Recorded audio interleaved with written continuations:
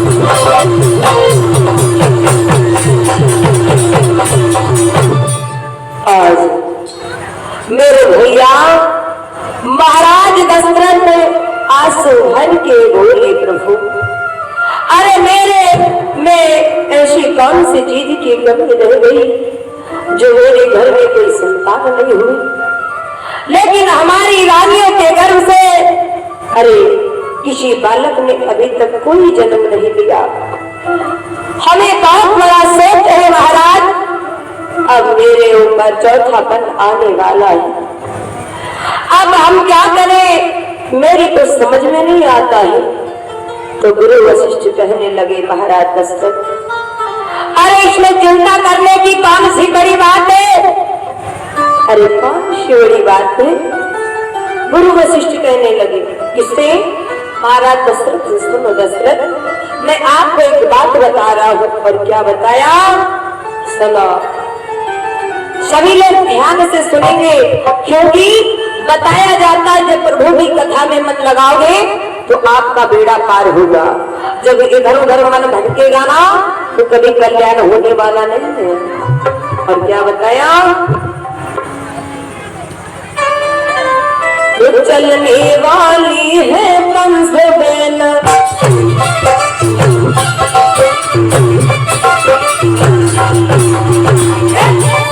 चलने वाली है कंस बेन, चाल होगी पाला एक चाल चलेगी, समझ आया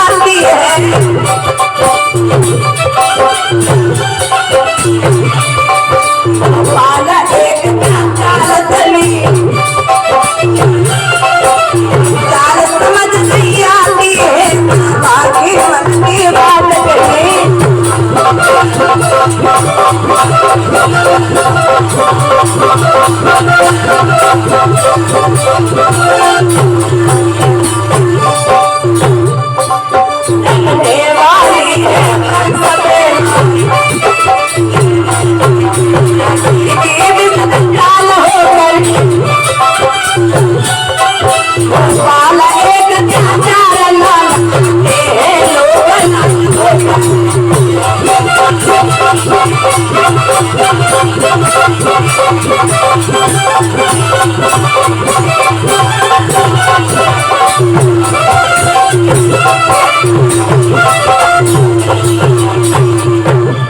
आज मेरे दादा इधर गुरु वशिष्ठ बोले, महाराज दशरथ, अरे तुम्हारे घर में एक नहीं चार चार पुत्र हो गए, अब आंसू पोंछो और चिंता छोड़ो।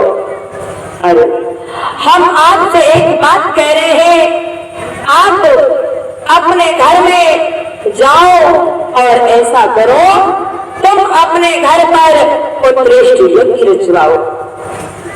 गुरु वशिष्ठ ने कहा है महाराज दशरथ से आज, और जब यज्ञ करवाना होगा तो मेरे भैया महाराज दशरथ कहने लगे, महाराज हे गुरुदेव, मैं यज्ञ करवाने के लिए किसको बुलवाऊंगा? और आज इधर मेरे भैया गुरु वशिष्ठ कहने लगे कि आप पुत्रेष्ठ यज्ञ जब रचवाना, तो मेरे भैया बड़ा सुंदर भाव बताया है। महाराज दशरथ ने जैसे ही आज ये शब्द सुने हैं, एक बात बताओ, यज्ञ करने के लिए बुलाए तो किसको बुलाए? गुरु वशिष्ठ कहने लगे, था करो, तुम अपने घर पे सभी ऋषि को बुलवाओ और पुत्रेष्ठ यज्ञ रचवाओ। आप जब अपने घर पर पुत्रेष्ठ यज्ञ रचवाना तो मैं भी आऊंगा, और उस पुत्रेष्ठ यज्ञ में से बताया एक खीर का कटोरा लेकर के मेरे भैया देवता प्रसन्न होकर के निकलेंगे अग्नि देवता से। और आज मेरे भैया ऐसा ही नहीं हुआ क्या? हम बताया है।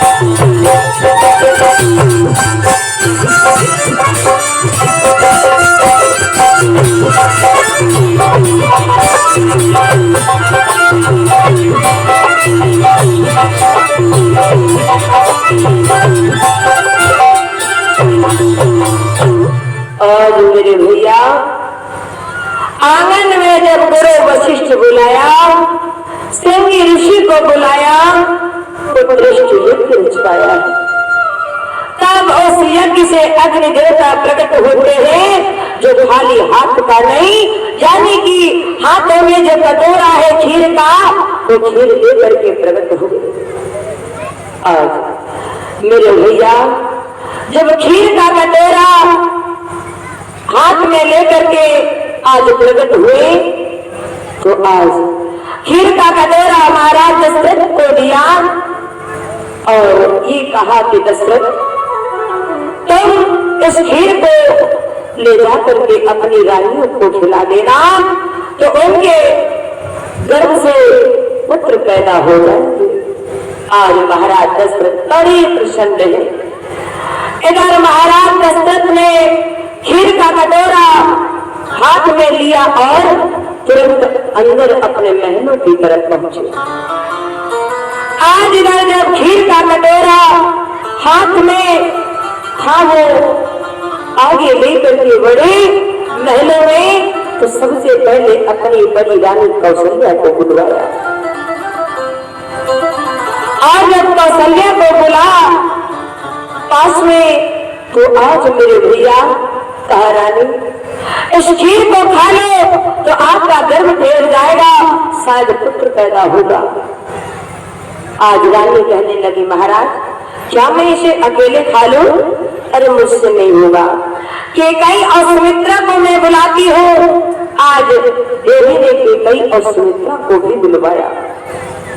जब केकई और सुमित्रा को बुलाया तो मेरे भैया हुआ क्या, कौशल्या ने आज खीर का कटोरा लिया, तो मेरे भैया आज केकई आगे बढ़ी, केकई को दिया गया। सुमित्रा सोचने लगी, अरे महाराज आपने इन दोनों को तो बुला लिया, क्या मैं ही एक भारू थी? क्या मैं आपकी कुछ नहीं लगती जो आपने मुझे ही छोड़ दिया? सबसे पहले कौशल्या को बुला लिया। तो महाराज दशरथ कहने लगे, रानी अरे आपको भी मैं उतना प्यार करता हूं जितना इनको प्यार करता हूं, तो मिल बांट करके खा लो तीनों लोग। आज जैसे ही मेरे भैया आधा खीर का कटोरा बड़ी रानी को दिया और आधा खीर का कटोरा केकई को, और आधा जब खीर का कटोरा बचा तो सुमित्रा को दिया गया। सुमित्रा कहने लगी, आप लोग खा लो, मैं बाद में खा लूंगी। और जैसे ही सुमित्रा अपने हथेली में खीर को लेकर के खड़ी हुई है, मेरे भैया आज एक आकाश मार्ग से एक चील उड़ता हुआ आ रहा था, और उसने देखा कि सुमित्रा के हाथों में खीर है। आज अंदर आकर के वो चील मेरे भैया उस खीर के कटोरे को लेकर के आज आकाश मार्ग पे उड़ गया। जैसे ही वो खीर का कटोरा आकाश मार्ग की ओर लेकर के उड़ गया, आज रानी रोने लगी, कहने लगी, अब मैं क्या करूं? अरे मेरे कोई संतान नहीं होगी क्या? अब तो मेरे पास में थोड़ी सी भी खीर नहीं बची है जो मैं खा सकूं। तो रानी कौशल्या ने क्या किया, देखो कितना प्रेम है आपस में, है?